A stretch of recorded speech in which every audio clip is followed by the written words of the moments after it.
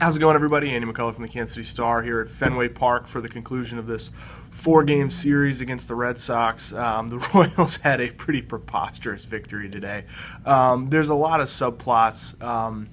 Let's try and get through them as best we can. Okay, so Ned Yost did not shower himself with glory with his managerial tactics today. He left Edinson Volquez in for probably 2 innings too long. Volquez blew a 2-run lead in the 6th, and then he gave up. He was charged with 2 more runs in the 7th. But Yost was working with a limited bullpen. He didn't have Luke Hochevar, who was sick. Ryan Madsen was unavailable, and Greg Holland was not available, even though he's pitched 1 time in the last 3 days or something like that.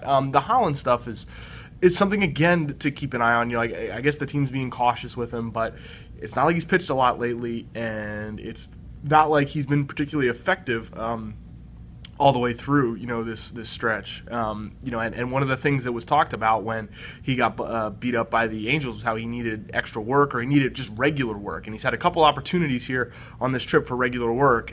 He was asked last night if he wanted to pitch the 9th inning with the team with a 4-run lead. He said he would prefer to have the extra day to rest. He ended up pitching anyway because it got into a save situation. So, it's something to keep your eyes on, for October, because that's kind of the one of the issues that is sort of underneath the surface with this club. Anyway, okay, that's way too negative, I guess. And so the Royals did win.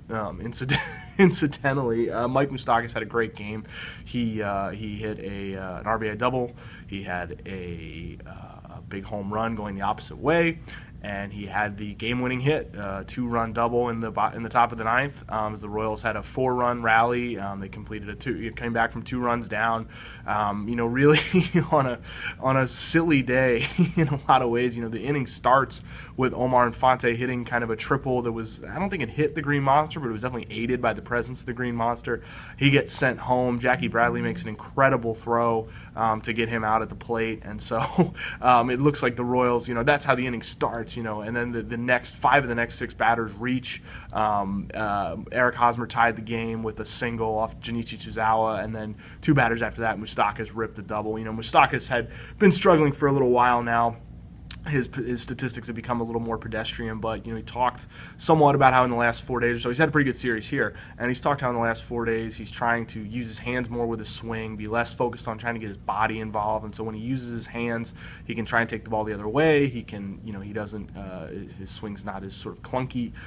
I mean, it's only 4 games, but it was a nice development for Moustakas, who had been, probably this team's best hitter, certainly their best hitter in April, and, really the MVP at the start of the season when the Royals made this huge run to sort of distance themselves from the pack. So, if he can just sort of be a 750 to 800 OPS type hitter for down the stretch, that'll be fantastic. The Royals will take that any day of the week. So, in the end, this is a long game. This was a long video.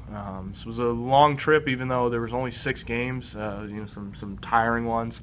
And the Royals finished the trip with a 4-2 record. They swept the Reds. They split here at Fenway, and now they go back to home for 4 games against the Orioles, and we'll be there to talk all about it. And you can read all about everything that's going on with the Royals in the pages of the Kansas City Star, kansascity.com, and on our new True Blue app. Have a good night.